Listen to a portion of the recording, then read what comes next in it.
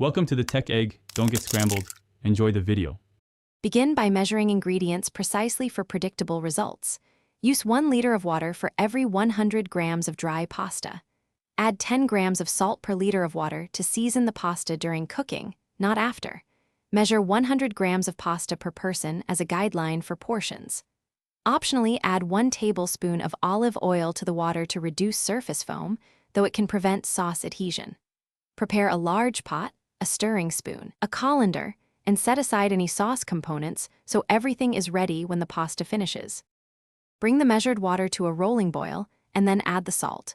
Bring water to a rolling boil before adding pasta. Add the pasta and stir immediately, then stir occasionally to prevent sticking and uneven cooking.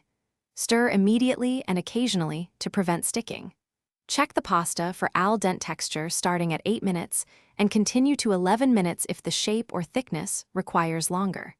Check for a slight firmness when bitten and avoid overcooking. Dry pasta loses texture quickly after the al dente window. Before pouring out the pasta, reserve half a cup, 120 ml, of pasta water to adjust sauce consistency.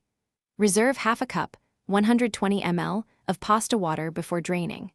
Drain the pasta quickly in a colander but do not rinse, because rinsing removes starch that helps bind sauce. Finish the pasta in the heated sauce for 1 to 2 minutes so the starch marries with oil or tomato for better coating. Finish pasta in the sauce for 1 to 2 minutes.